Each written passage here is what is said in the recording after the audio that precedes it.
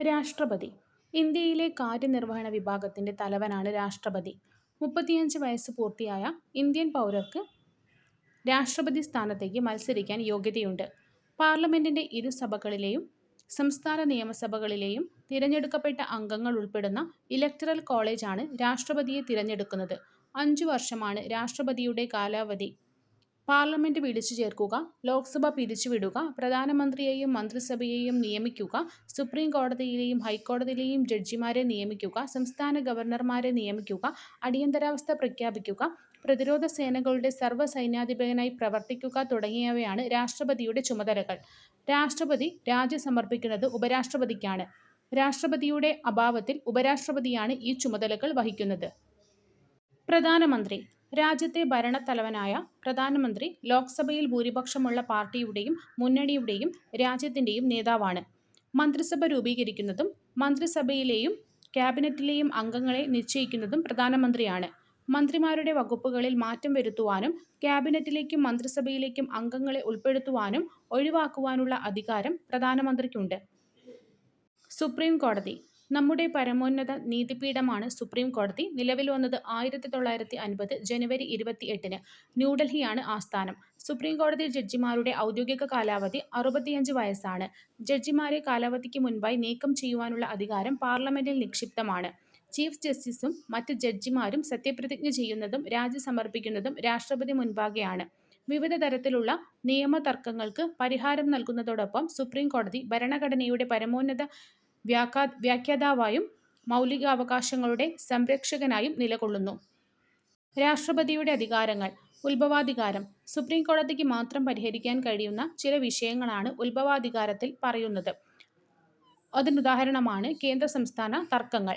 Appeal പരിഗണിക്കുവാനുള്ള അധികാരം. Supreme കോടതി ഏറ്റവും ഉയർന്ന അപ്പീൽ കോടതിയാണ്. അതുകൊണ്ട് തന്നെ രാജ്യത്തെ ഏത് കീഴ്ക്കോടതിക്കും വിധിയിന്മേൽ വരുന്ന അപ്പീലുകൾ സ്വീകരിക്കാനുള്ള അധികാരം സുപ്രീം കോടതിക്കാണ്. ഉപദേശക അധികാരം. രാഷ്ട്രപതി ആവശ്യപ്പെടുന്ന ഏതൊരു വിഷയത്തെ സംബന്ധിച്ചും നിയമോപദേശം നൽകുവാൻ സുപ്രീം കോടതിക്ക് ഭരണഘടനാപരമായ ബാധ്യതയുണ്ട്.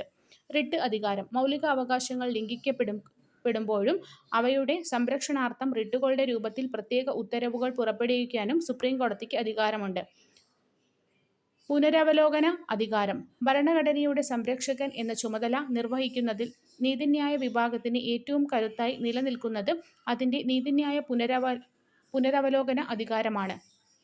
അതായത് പാർലമെന്റ് പാസാക്കുന്ന നിയമങ്ങളുടെയും കാര്യനിർവഹണ വിഭാഗം പുറപ്പെടുവിക്കുന്ന ഉത്തരവുകളുടെയും ഭരണഘടനാ സാധുത പരിശോധിക്കുവാനും അവ ഭരണഘടനയുടെ വാക്കുകൾക്കോ അർത്ഥത്തിനോ വിരുദ്ധമാണെന്ന് ബോധ്യപ്പെട്ടാൽ അവയെ ഭരണഘടനാ വിരുദ്ധമെന്ന് പ്രഖ്യാപിക്കാനും സുപ്രീം കോടതിക്ക് പ്രത്യേക അധികാരമുണ്ട്.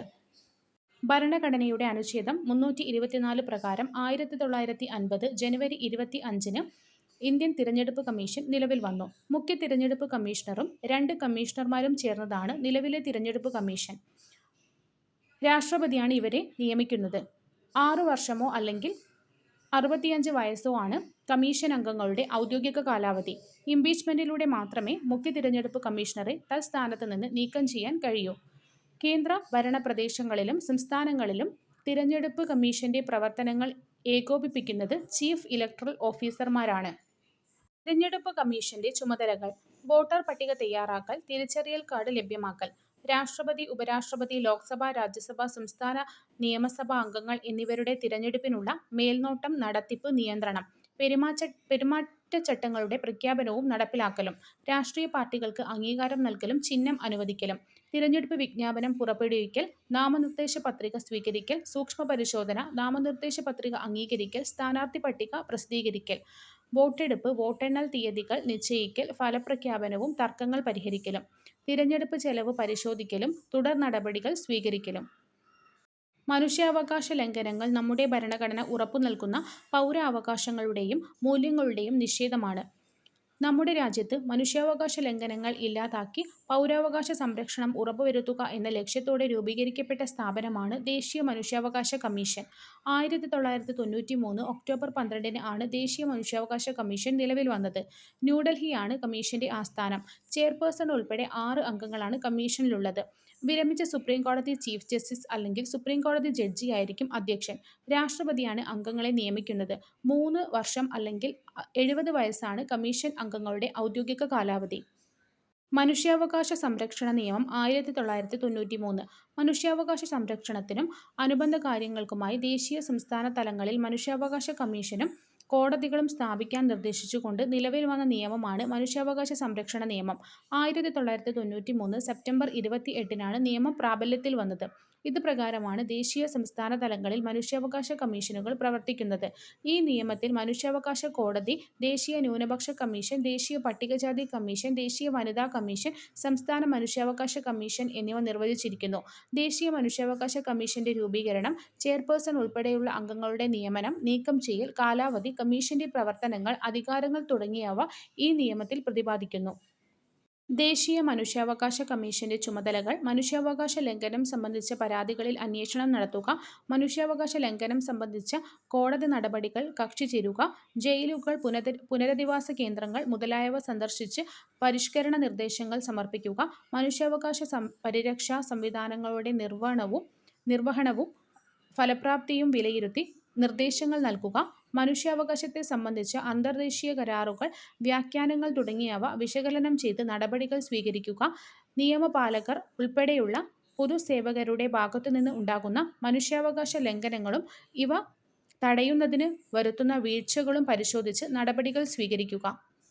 സംസ്ഥാന മനുഷ്യാവകാശ കമ്മീഷൻ: ദേശീയ മനുഷ്യാവകാശ കമ്മീഷന് സമാനമായി സംസ്ഥാനങ്ങളിലും മനുഷ്യാവകാശ കമ്മീഷനുകൾ നിലവിലുണ്ട്. 1997-98 ഡിസംബർ 11-നാണ് കേരള സംസ്ഥാന മനുഷ്യാവകാശ കമ്മീഷൻ നിലവിൽ വന്നത്. ചെയർപേഴ്സൺ ഉൾപ്പെടെ 3 അംഗങ്ങളാണ് കമ്മീഷനിലുള്ളത്.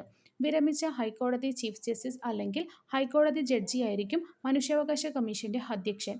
ഗവർണറാണ് കമ്മീഷൻ അംഗങ്ങളെ നിയമിക്കുന്നത്. സമൂഹത്തിൽ സ്ത്രീകൾ അഭിമുഖീകരിക്കുന്ന വിവിധ പ്രശ്നങ്ങളിൽ ഇടപെട്ട് നിയമപരമായ പരിഹാരങ്ങൾ നിർദ്ദേശിക്കുകയും നടപ്പിലാക്കുകയും ശുപാർശ ചെയ്യുകയും ചെയ്യുന്നത് ദേശീയ വനിതാ കമ്മീഷനാണ്. 1992 ജനുവരി 31-നാണ് ദേശീയ വനിതാ കമ്മീഷൻ സ്ഥാപിതമായത്. ചെയർപേഴ്സണും 5 അംഗങ്ങളും ഒരു മെമ്പർ സെക്രട്ടറിയും ഉൾപ്പെട്ടതാണ് കമ്മീഷൻ. ഈ അംഗങ്ങളെ നിയമിക്കുന്നത് കേന്ദ്ര സർക്കാരാണ്. 3 വർഷമാണ് അംഗങ്ങളുടെ കാലാവധി. സ്ത്രീകളുടെ സുരക്ഷയ്ക്കും തുല്യതയ്ക്കും അവകാശ സംരക്ഷണത്തിനുമായി വിപുലമായ അധികാരങ്ങളും ചുമതലകളുമാണ് ദേശീയ വനിതാ കമ്മീഷനിലുള്ളത്. സ്ത്രീധന നിരോധന നിയമം 1961.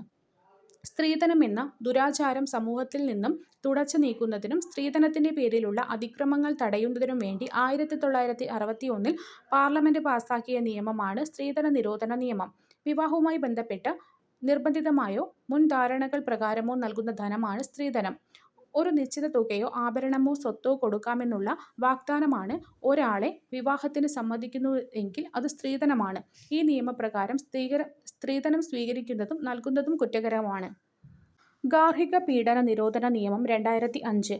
നമ്മുടെ രാജ്യത്ത് 2006 ഒക്ടോബർ 26-ന് ആണ് ഗാർഹിക പീഡന നിരോധന നിയമം പ്രാബല്യത്തിൽ വന്നത്. ജീവിത പങ്കാളികളിൽ നിന്നോ ബന്ധുക്കളിൽ നിന്നോ സ്ത്രീകൾക്ക് നേരിടേണ്ടി വരുന്ന പീഡനങ്ങളിൽ നിന്ന് സംരക്ഷണം നൽകുന്നതാണ് ഈ നിയമം.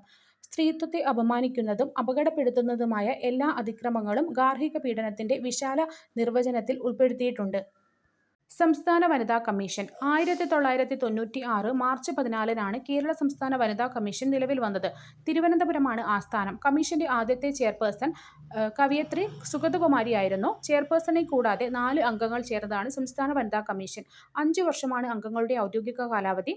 സ്ത്രീകൾ അഭിമുഖീകരിക്കുന്ന നീതി നിഷേധങ്ങൾ ഉൾപ്പെടെയുള്ള വിവിധങ്ങളായ പ്രശ്നങ്ങളിൽ ഇടപെടുകയും ഉചിതമായ തീരുമാനങ്ങൾ നിർദ്ദേശിക്കുകയും ചെയ്യുന്നു. ദേശീയ ന്യൂനപക്ഷ കമ്മീഷൻ 1993 മെയ് 17-നാണ് രൂപീകരിച്ചത്. ചെയർപേഴ്സണും വൈസ് ചെയർപേഴ്സണും 5 അംഗങ്ങളും ചേർന്നതാണ് കമ്മീഷൻ. കേന്ദ്ര ഗവൺമെന്റാണ് ഇവരെ നാമനിർദ്ദേശം ചെയ്യുന്നത്. രാഷ്ട്രപതിയാണ് കമ്മീഷൻ അംഗങ്ങളെ നിയമിക്കുന്നത്. 3 വർഷമാണ് അംഗങ്ങളുടെ കാലാവധി. 2013-ലാണ് കേരള സംസ്ഥാന ന്യൂനപക്ഷ കമ്മീഷൻ നിലവിൽ വന്നത്. ചെയർപേഴ്സണും വൈസ് ചെയർപേഴ്സണും ഉൾപ്പെടെ 4 അംഗങ്ങളാണ് കമ്മീഷനിലുള്ളത്. ഇവരെ നാമനിർദ്ദേശം ചെയ്യുന്നത് സംസ്ഥാന ഗവൺമെന്റാണ്. 3 വർഷമാണ് അംഗങ്ങളുടെ കാലാവധി. ദേശീയ ബാലാവകാശ സംരക്ഷണ കമ്മീഷൻ: കുട്ടികളുടെ അവകാശങ്ങൾ സംരക്ഷിക്കുക എന്ന ലക്ഷ്യത്തോടെ സ്ഥാപിക്കപ്പെട്ട കമ്മീഷനാണ് ദേശീയ ബാലാവകാശ സംരക്ഷണ കമ്മീഷൻ. വനിതാ ശിശുവികസന മന്ത്രാലയത്തിന്റെ കീഴിലാണ് കമ്മീഷൻ പ്രവർത്തിക്കുന്നത്. 2007 മാർച്ച് 5-നാണ് കമ്മീഷൻ നിലവിൽ വന്നത്. ഒരു ചെയർപേഴ്സണും 6 അംഗങ്ങളുമാണ് കമ്മീഷനിലുള്ളത്. കുട്ടികളുടെ വിദ്യാഭ്യാസം, ആരോഗ്യം, പരിചരണം, ക്ഷേമം, നീതി തുടങ്ങിയവ കമ്മീഷന്റെ മുഖ്യ ലക്ഷ്യങ്ങളാണ്. കേരളത്തിൽ കുട്ടികളുടെ അവകാശ സംരക്ഷണത്തിനായി കേരള സംസ്ഥാന ബാലാവകാശ കമ്മീഷൻ പ്രവർത്തിക്കുന്നു.